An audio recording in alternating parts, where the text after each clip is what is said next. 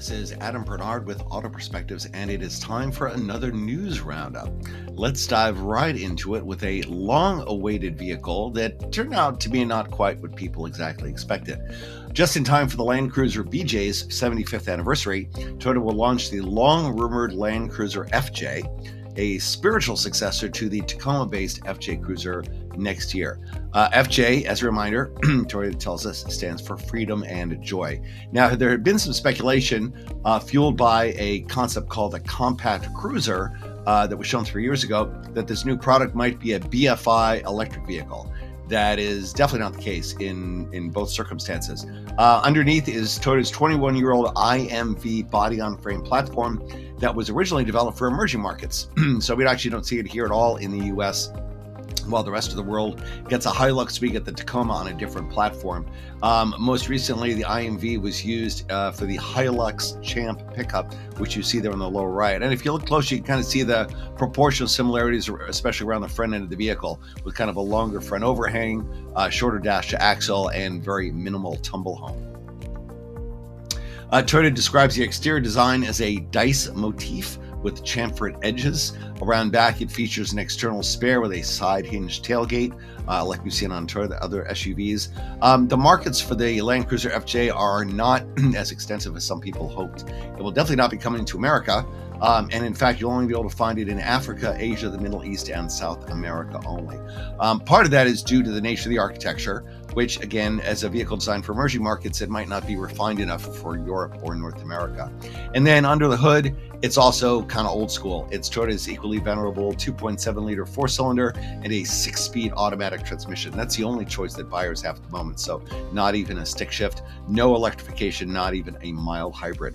Toyota's offering a variety of customization and personalization options, including retro-style round headlamps, like the larger Land Cruiser 250, removable and replaceable corner bumpers, an engine intake snorkel, which you can see in this image here, and MOLLE panels for attaching outdoor equipment. The interior of the Land Cruiser FJ is equally modern and fairly straightforward. You do get a nice big display screen there in the center, but you also get plenty of physical controls, which a lot of people still like. Land Cruiser is a nameplate with plenty of heritage and recognition. So just as Ford added a Bronco Sport alongside the more conventional Bronco, it does kind of make sense to extend the Land Cruiser family downward to provide something a little more affordable. And with the Chinese diving into the off-road pool with some pretty impressive little SUVs and increasing their exports to key markets, this offers Toyota a chance to bring younger buyers into the showroom. That being said, a lot of folks are disappointed in the fact that this is not electrified at all and is not coming to North America. So a lot of people are hoping that there is maybe a second chapter to the story that offers another baby Land Cruiser for more upscale buyers, but we'll have to wait and see on that. Next up is the Hyundai Venue. The Hyundai Venue is actually, believe it or not, Hyundai's second smallest SUV. There is the Xter in several non-North American markets that's smaller than that. It is the entry-level Hyundai in North America. They don't sell the Accent here anymore, so at about $20,000, this is the cheapest Hyundai that you can get. So we see here an all-new exterior and interior with, at the moment, 3 carryover engines. Outside, it's a blockier design with a full-width light bar up front and quad beam LED headlamps. On the side, you see the bulging front and rear fenders and the Santa Fe style squared off black wheel arch frames, which is becoming a Hyundai signature item. Around back, there's a new rear quarter window, which we didn't see in the previous Venue, so you did get a little better rearward visibility, and a blacked out C-pillar. Around back, you also get a rear full-width light bar. It's a little longer, taller, and wider on a longer wheelbase, so a little more room for people and things inside the vehicle. As I mentioned, the engines are largely carried over: a 1.2-liter gas, a 1-liter turbo gas, and a 1.5-liter diesel. That one obviously not for North America, and 7 different trim levels. Surprisingly, no electrification, not even a mild hybrid, at least not yet. The interior for an entry-level vehicle looks decidedly not entry-level. It's a nice navy and gray color scheme, so not the black on black on black that we just saw in the Land Cruiser FJ, for example. You do get a curved twin screen display. It's kind of hard to see the curve in this particular image. 12.3 inches each, but there are also physical controls for climate and for media. It's worth noting that the Hyundai logo on the steering wheel has been replaced by 4 dots. If you are a military historian, you might recognize that represents the letter H in Morse code.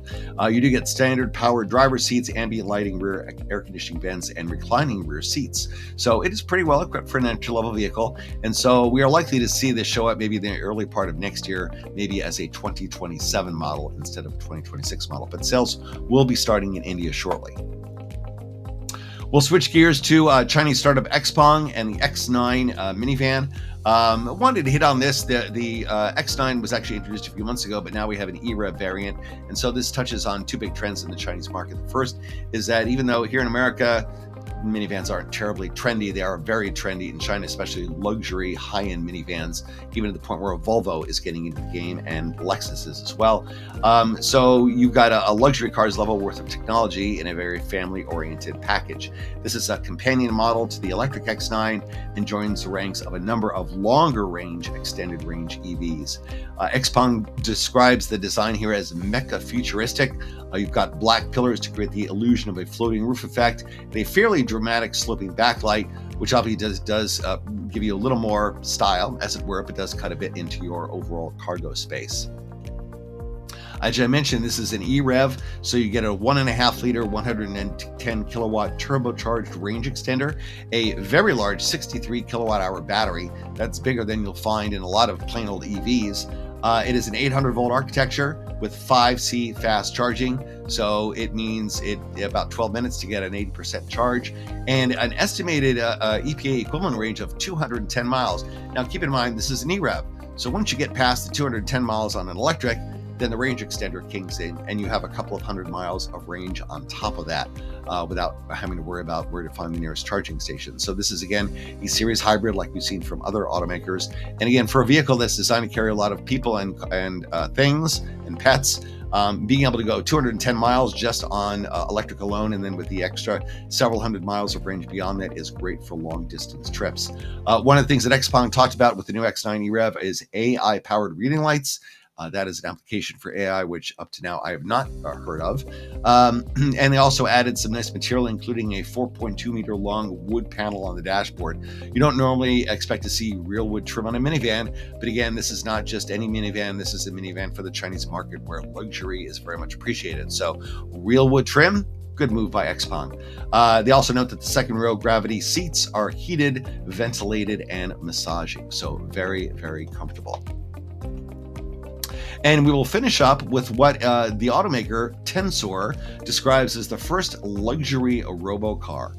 Tensor is a California-based startup that was founded 9 years ago. It is targeting to be the world's first personal robocar. So initially not designed for fleet use, but something you could buy on your own.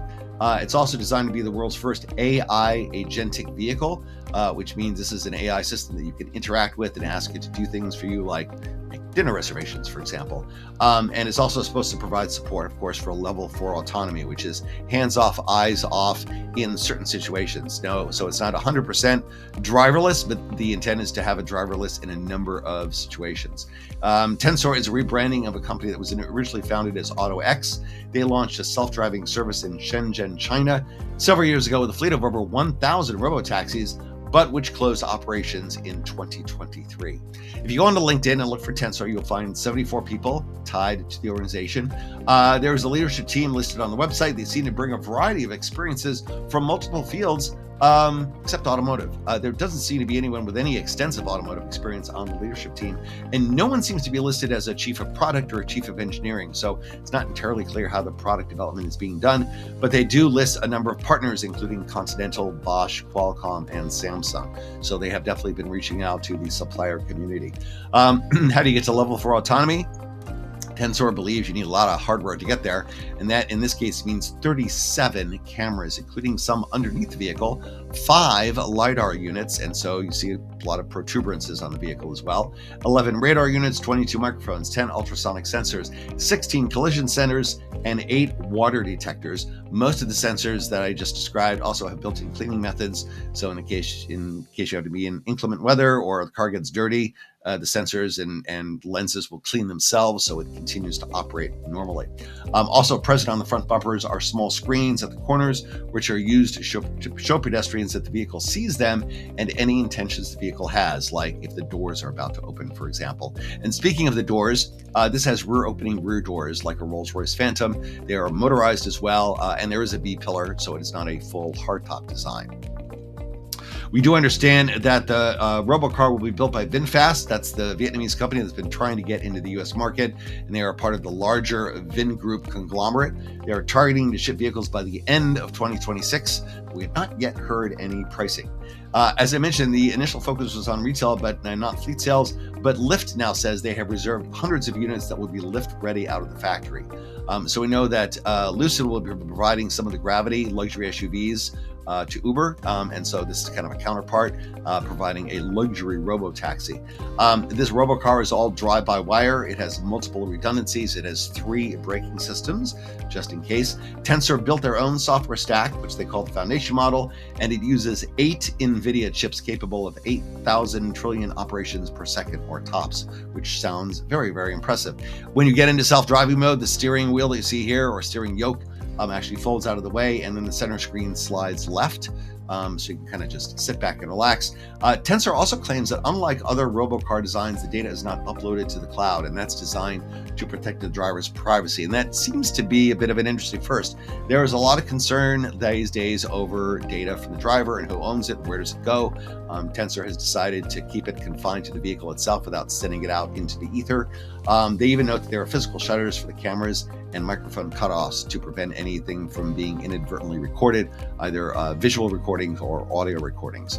Again, we are probably a year and change away from these vehicles actually being shipped out, so we'll continue to watch Tensor and see if we hear any news, for example, at the CES show in Las Vegas in January. And that brings us to the end of Auto Perspectives this week. Hopefully you found this educational and entertaining. If you liked what you've seen here, please subscribe and share. Visit AutoPerspectives.net to learn a little more about me and to read the blog. And please feel free to come back again in about a week or so, and we'll be back with another news roundup. Thanks for listening. So long.